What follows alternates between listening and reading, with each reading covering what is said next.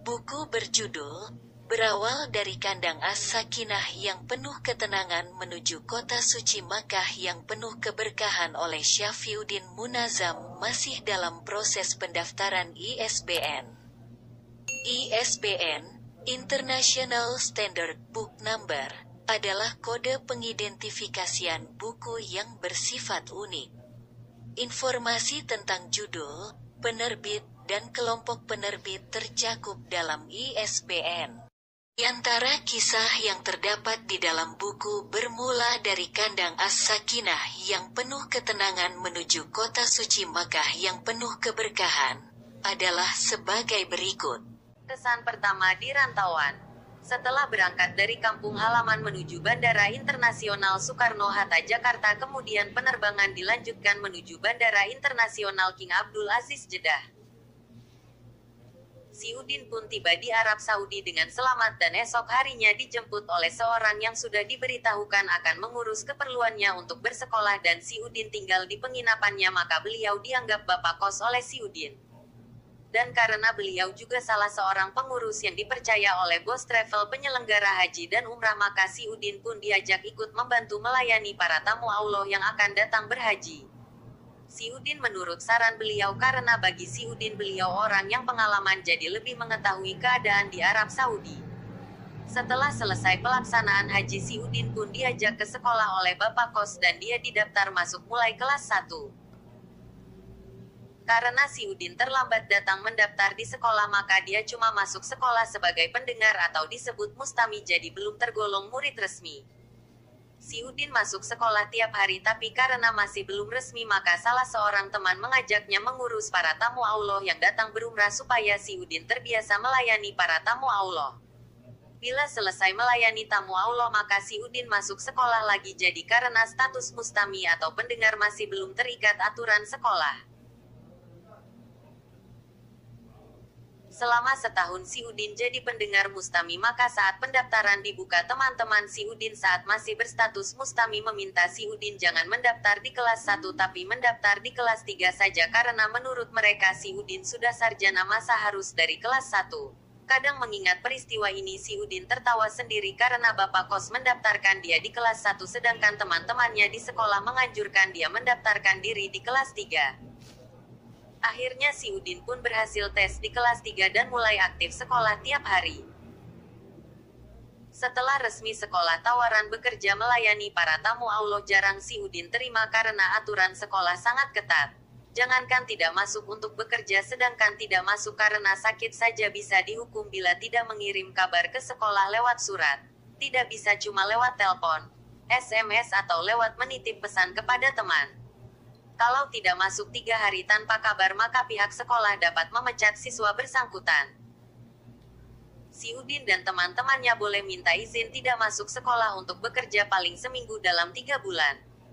Tapi biasanya mereka minta izin melayani tamu Allah saat musim haji karena sekolah libur mulai tanggal 5 Zulhijjah sampai selesai pelaksanaan haji. Setelah tamat sekolah di kota Makkah dan dapat rutin melayani para tamu Allah yang datang berhaji atau berumrah, si Udin selalu mencari teman-temannya yang masih sekolah untuk diberikan bantuan dari jamaah bila ada jamaah yang berhajat berinfak di tanah suci karena si Udin mengingat ketatnya aturan sekolah saat dia dulu masih bersekolah. Si Udin sudah merasa cukup dengan gajinya melayani tamu Allah. Jadi dalam kisah-kisah berikutnya adalah pengalaman si Udin setelah tamat sekolah melayani para tamu Allah dan sebagian kisah lagi saat dia masih mustami atau menjadi pendengar yang belum dianggap resmi masuk sekolah. Payung penyelamat untuk masuk terowongan. Pelaksanaan ibadah haji merupakan perayaan besar dunia bagi umat Islam. Kegiatan ini dilaksanakan tiap tahun dalam bulan haji mulai dari bulan Syawal sampai bulan Zulhijjah selama 3 bulan berturut-turut. Umat Islam yang datang dari seluruh belahan bumi terpusat meramaikan Padang Arafah, Musdalifah, Mina dan Masjidil Haram sebagai tempat yang menjadi syiar-syiar Allah. Puncak pelaksanaan ibadah haji mulai sejak tanggal 8 Zulhijjah untuk mabit. Mabit adalah menginap di waktu malam hari di Mina. Kemudian tanggal 9 Zulhijjah mereka semua kumpul untuk melaksanakan wukuf di Padang Arafah yang puncaknya waktu zuhur sampai terbenam matahari. Setelah itu para tamu Allah menuju Musdalifah untuk mabit sejak pukul 1 dini hari tanggal 10 Zulhijjah. Di tempat ini seluruh doa para tamu Allah sangat makbul sekalipun dipanjatkan dengan beragam bahasa masing-masing suku bangsa. Di tempat ini pula batu kerikil seukuran jari kelingking untuk melempar jumrah diambil paling sedikit 7 butir kerikil untuk persiapan melontar Jumratul Aqobah. Setelah mabit seukuran 1 jam, yang afdolnya setelah salat subuh para jamaah haji akan bergerak menuju Mina untuk melontar Jumratul Aqobah. Tapi ada juga yang berangkat menuju Masjidil Haram untuk tawaf ifadah sekalian melaksanakan sapetik terbalik dan diakhiri dengan salat Idul Adha. Selepas itu para tamu Allah mencukur rambut yang diistilahkan dengan tahallul awal. Kemudian melepaskan ihram diganti dengan kain berjahit bagi laki-laki. Dengan telah bertahallul awal maka sebagian larangan haji seperti memotong kuku, mencabut rambut bulu, memakai pakaian yang berjahit, memakai harum-haruman, yang kesemuanya haram sebelum tahallul, maka semuanya sudah menjadi halal dengan sebab tahallul.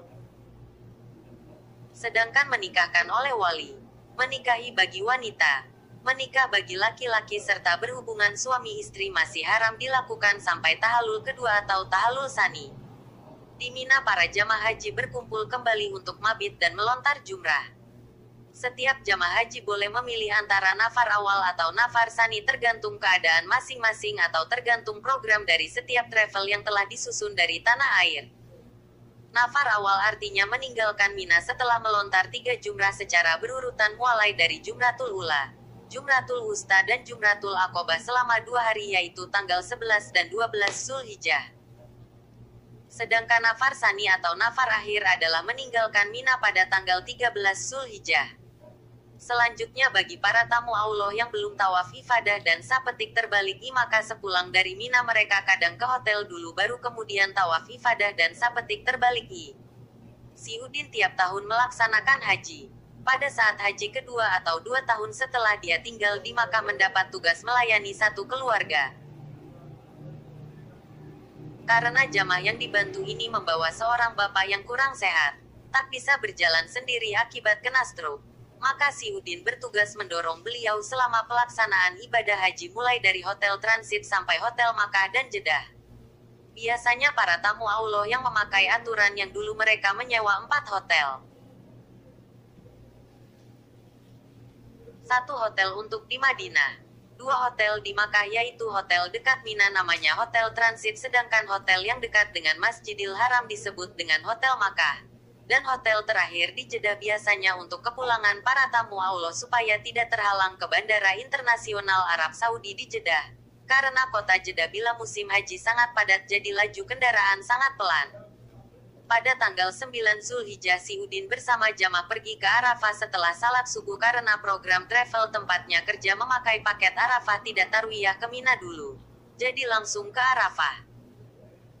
Setelah selesai berwukuf maka petugas travel mengumumkan supaya seluruh jamaah untuk bersiap-siap menunggu bus yang akan mengantar jamaah ke Musdalifah untuk melaksanakan mabit. Mereka diminta bersiap-siap setelah menjamak salat maghrib dan isya berjamaah. Menunggu memang membosankan terlebih lagi di musim haji dengan jamaah jutaan serta ribuan bas mondar-mandir mengantar para tamu Allah.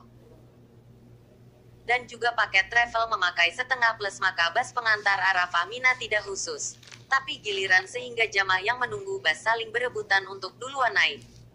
Dan kebetulan juga si Udin baru tahu program travelnya seperti itu karena tahun pertama berhaji memakai travel plus bukan setengah plus atau sering disebut semi plus. Maka manakala bas datang semua pada ingin duluan naik bas. Dan karena jamaah yang si Udin bawa kurang sehat maka leader atau pimpinan rombongan menunggu belakangan supaya tidak terlalu saling berdesakan dan itu pun jadwal diatur oleh pihak penyelenggara haji berdasarkan maktab atau posko masing-masing.